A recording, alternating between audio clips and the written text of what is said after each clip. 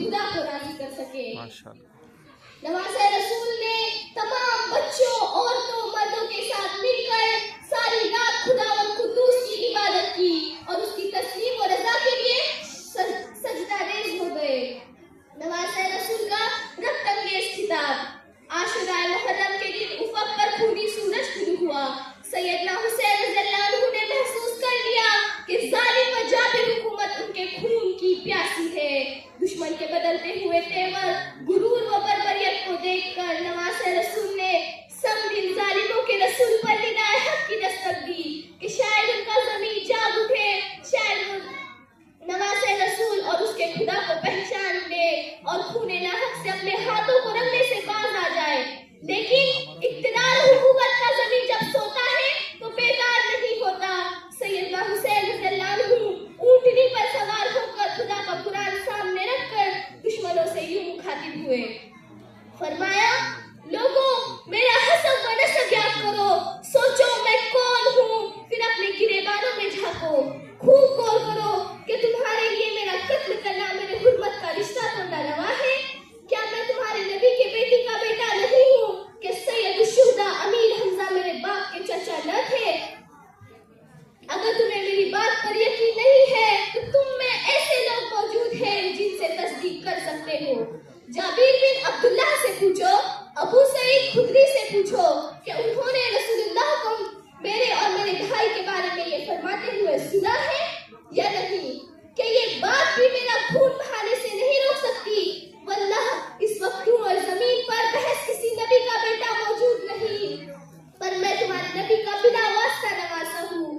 سیدنا حسین رضی اللہ عنہ کا آخری خطبہ اتنا پر اثر اور درد انگیز تھا کہ پہاڑوں کو سنایا جاتا تو ریزہ ریزہ ہو جاتے، زمین کو سنایا جاتا زمین پھٹ جاتی، بادلوں کو سنایا جاتا اشکوں کی برسات بن جاتے۔ لیکن سیدنا حسین رضی اللہ عنہ جن ظالموں سے خطاب فرما رہے تھے ان کے سینوں میں دل نہیں پتھر ہے۔ بلاخر میدان کارزار گرم ہو گیا، بچے بوڑھے پردہ نشین عورتوں نے تک باری باری شجاعت و بہادری کی تعریف رقم کر دی۔ سیدنا حسین رضی اللہ عنہ لاشوں پر لاشیں اٹھا لا رہے تھے اور خیموں میں رکھتے اور باقی ماندگان کو صبر کی تلقین کرتے۔ حضرات تاریخ بڑے بڑے بہادروں کے واقعات سے بھری پڑی ہے، لیکن تاریخ میں سیدنا حسین رضی اللہ عنہ جیسا بہادر نظر نہیں آتا کہ جس کے سامنے سارا خاندان تحت تیگ کر دیا گیا، مگر سیدنا حسین رضی اللہ عنہ بڑے حوصلے اور صبر کے ساتھ اس خون آشام منظر کو دیکھ رہے تھے۔ دشمن کی میام سے باہر نکلی ہوئی تلوار کے سامنے چٹان سے بنے ہوئے تھے۔ سیدنا حسین رضی اللہ عنہ نے جنگ کے دوران اپنے 6 ماہ کے لخت جگر علی اصغر کو گود میں لیا اور دشمن سے مخاطب ہو کر فرمایا ظالموں، دشمنی تمہیں مجھ سے ہو سکتی ہے، اس معصوم نے کیا بگاڑا ہے؟ یہ پیاس سے بلبلا رہا ہے، اسے پانی کے 2 گھونٹ پلا دو۔ دشمنوں نے جواب میں تیر مارا جو علی اصغر کے حلق میں پیوست ہو گیا۔ سیدنا حسین رضی اللہ عنہ تیر کھینچ کر نکالا تو خون کا فوارہ پھوٹ پڑا۔ سیدنا حسین رضی اللہ عنہ نے اس میں سے تھوڑا خون اٹھا کر آسمان کی طرف پھینکتے ہوئے فرمایا دیکھ خدا تیرے نبی کے اولاد کے ساتھ کیا ظلم ہو رہا ہے۔ یہ کہہ کر انہوں نے علی اصغر کی لاش زمین پر رکھی اور دونوں ہاتھ فضا میں بلند کیے۔ حضرت سیدنا حسین رضی اللہ عنہ بڑی دلیری و مردانگی کے مظاہرے کر رہے تھے، لیکن کب تک؟ آخر کا دشمنوں نے گھیر ڈالا۔ ایک ازلی وقت آپ کے آگے بڑھتا ہے اور آپ کے سینے پر بیٹھ کر آپ کا سر مبارک قلم کر نیزے کی نوک پر لے آتا ہے۔ وہ شہید ہوئے انصاف کی راہ میں، وہ شہید ہوئے انصاف کی راہ میں، حسین کا پیغام ہے انصاف کی چاہ میں۔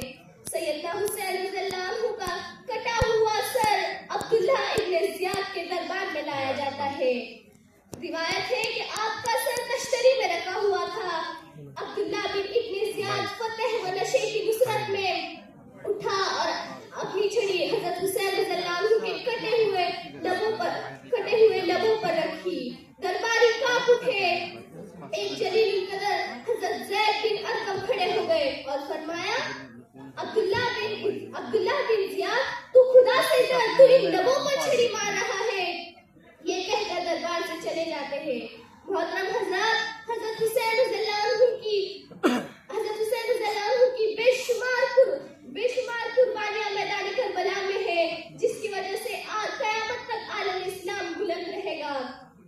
بس آخر میں ایک شعر کے ساتھ میں اپنی تقریر ختم کرنا چاہوں گی. عجب لڑی ہے جنگ بھی حسین نے یزید سے، عجب لڑی ہے جنگ بھی